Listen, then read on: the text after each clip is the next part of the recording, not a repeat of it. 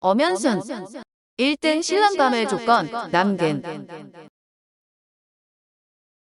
동서양의 여러 음담 중 남근에 대한 환상을 다룬 이야기는 예로부터 수도 없이 다양합니다.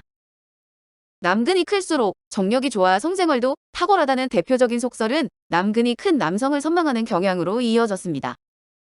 진이야 어찌됐든 엄연순에도 이런 믿음에 바탕한 이야기들이 등장하는데, 먼저 사위를 맞은 어느 부부의 근심에 관한 이야기를 살펴보겠습니다. 고부 고을의 경진사라는 사람이 부안에 살고 있는 임씨의 아들을 사위로 맞았는데, 사위가 아랫배에 종기가 나는 바람에 첫날 밤에 딸과 동침하지 않았다. 이 때문에 딸이 울면서 사내 구실도 못하는 남자에게 시집가게 되었다며 울먹였다. 그러자 경진사는 곧 부안의 임씨에게 항의했는데, 임씨가 이렇게 말했다. 우리 아들놈의 물건을 본 적이 있어? 돌다리 밑에서 고기를 잡을 때 잠시 본 적이 있는데, 왼손으로 쥐면 오른편이 남고 오른손으로 쥐면 왼편이 남을 만큼 웅대하오.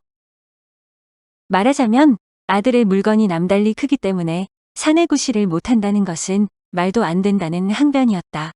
임씨는 이렇게 덧붙였다. 어디 그뿐인 줄 압니까? 그 아인 여종 막덕에게 이미 두 남매를 얻었는데 사내구실을 못한다니 말도 안 되는 말씀이에다. 그 말을 듣고도 여전히 미심쩍었던 경진사는 큰 사위에게 새 신랑의 물건을 확인하도록 지시했다. 이에 큰 사위는 기회를 노려 신랑의 양도를 확인하고는 이렇게 외쳤다. 장인, 장모님, 처제는 매우 행복하외다. 임서방의 물건이 돈독하기 짝이 없소이다. 임서방이 사내 구실을 할지는 새색시가 확인할 일이지만, 그러기도 전에 그의 남근이 크다는 사실만으로 장인, 장모의 근심은 사라졌습니다. 당시 사람들이 남성의 정력을 남근의 크기로 판단했다는 의미인데, 그렇다면 실제로 조선시대 여인들이 남근이 큰 남성을 선호했는지 단종 1년인 1453년 9월 27일의 기사를 소개합니다. 단종실록 7권 단종 1년 9월 27일 경진 첫 번째 기사 1453년명 경태 4년 위정부에서 임준경의 일을 의금부에 내려 삼성 잡치하기를 청하다. 위정부에서 아뢰기를 임준경의 일은 의금부에 내려서 삼성 잡신함이 마땅합니다 하니 그대로 따랐다. 이번에 아비 이효경은 품질이 있는 자인데 그 안에 설이 그 종과 사통하고 또 제부 순평군 이군생과 이웃사람인 김함과도 사통하였다.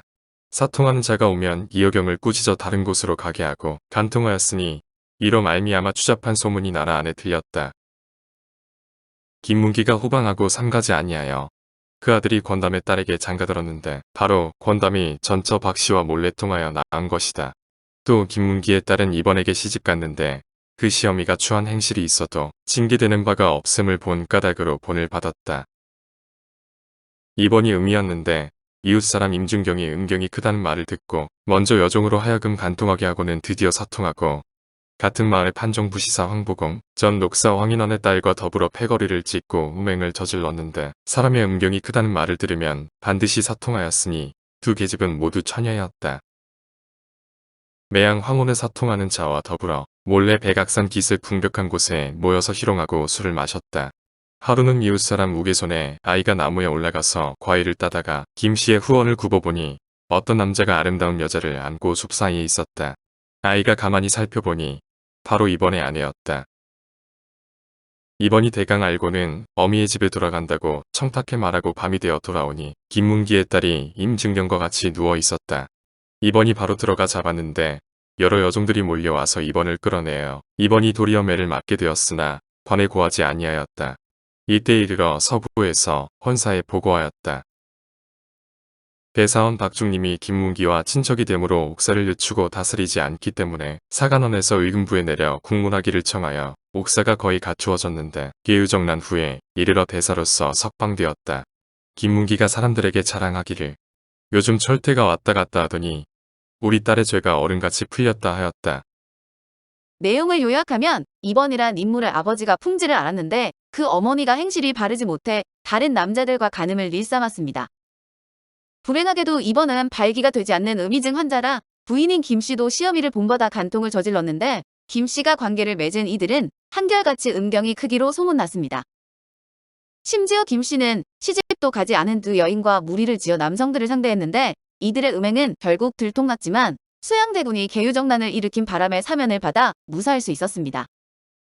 유교의 나라 조선에서 벌어졌다고 믿기지 않을 만큼 여성들의 행동이 대담한데 핵심은 당시 여성들이 남근이 큰 남자를 선망했다는 사실, 빅페니스에 관한 환상으로 이런 믿음은 다음 이야기에서도 찾아볼 수 있습니다.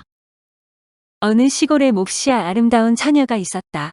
그 처녀는 매우 총명하고 글도 잘하였다. 같은 마을에 한량이 넷이나 있었는데 모두 미혼이었다. 첫 번째 사람은 문장에 능하고 두 번째 사람은 무예가 뛰어나 장군감으로 불리고 세 번째 사람은 큰 부자여서 논밭이 많았다. 마지막 사람은 시신을 치우는 사람인데 양근이 무척 크고 강하여 돌이 담긴 자루를 끝에 걸고 기운을 쓰면 능히 그 머리가 튀어나왔다. 처녀의 아버지가 넷 중 한 사람을 사위로 삼고자 했으나 결정하기가 어려워 딸에게 미루니 딸이 이런 글을 써 올렸다. 예로부터 문장을 잘하는 사람은 화를 자초하고 무사는 전장에서 죽고 논밭이 많으면 장마에 큰 손해를 보게 되니 돌 주머니를 뚫는 사람이 저의 마음에 꼭 왔습니다. 우회적으로 밝혔지만 여기에서도 빅페니스에 대한 선호가 드러나는데 여인이 원한 남자는 전도 유망한 학자도 돈이 많은 부자도 힘이 센 무사도 아니었습니다. 서로 사랑하며 우무지락을 누릴 수 있는 남자가 최고의 신랑감으로 꼽혔는데 거대한 남근을 바라는 여인들의 선망 이면에는 남편과 사랑을 즐기고 싶은 욕망이 자리했습니다. 빅페니스는 이에 대한 상징일 뿐으로 당시 여성들이 원했던 남성상은 엄연순의 다음 일화로도 알 수 있습니다. 천사람 수십 명이 밭에서 김을 메고 있었다. 밭의 아래에서는 수십 명이 위에서는 부부 둘이서만 호젓이 김을 메던 중이었다. 밭 아래에서 10여 명이 웃고 떠들었는데 대부분이 음담패설 아니면 해학적인 우스갯소리였다. 아래쪽에서 음욕을 자극하는 말소리가 들려오자 부인이 지아비를 향해 말했다. 당신은 저 소리가 들리지도 않아요? 이 기나긴 여름날에 힘든 것을 잊고 졸음을 쫓는 데에는 저만한 게 없는데 어째서 당신은 입을 봉하고 그저 일만 하는 거예요? 조반을 안 자셨나요? 기운이 없나요? 왜 심심한 때에 한마디 말도 없어요? 그러자 지아비가 대답했다. 하루 종일 헛된 수작만 해봐야 혀끝만 아프고 수고로움만 더할 뿐이니 실상 그게 배부른 것 같지만 배고픈 수작이라. 황혼을 틈타 집으로 돌아가는 길에 그대의 엉덩이를 두들기고 그대의 두 다리를 낀 다음 내 물건을 그대의 옥문에 꽂아 두 몸이 한 몸이 되어 격동하는 소리가 소 9필이 진흙을 밟는 것과 흡사해지면 정말로 만족할 것이요. 이 말에 부인이 호미를 내던지고 남편 앞으로 나아가 등을 어루만지며 격찬했다. 대적할 수 없도다.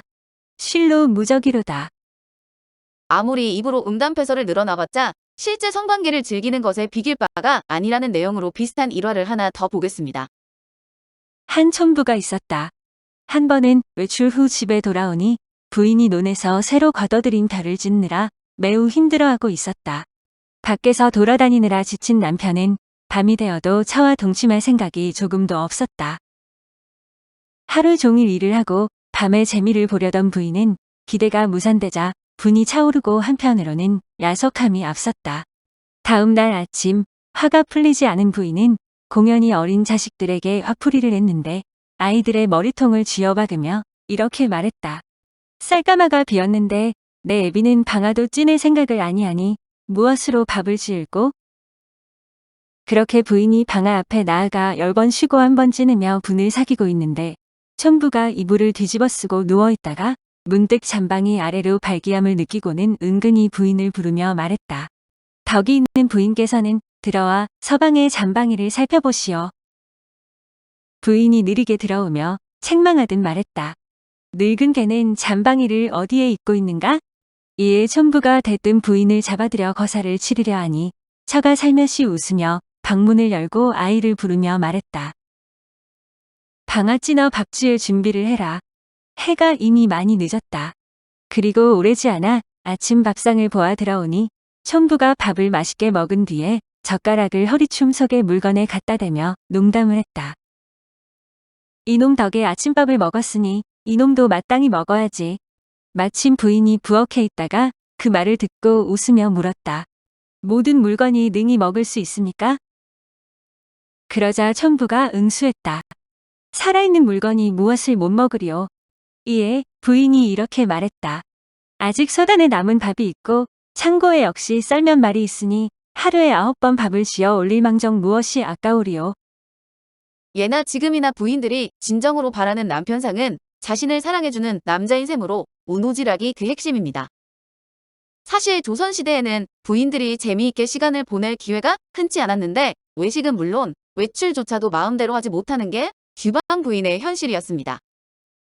집안에서 살림하고 자식 키우며 논일부터 밭일까지 해야 하는 고단한 처지로 그런 그들에게 남편과의 성생활은 쾌락을 추구할 거의 유일한 길이었습니다. 빅 페니스에 대한 열망은 억압적인 삶 속에서 즐거운 성생활을 누리고 싶은 기대감에서 표출된 것일지도 모릅니다. 오늘 엄연수는 1등 신랑감을 조건 남근이었습니다.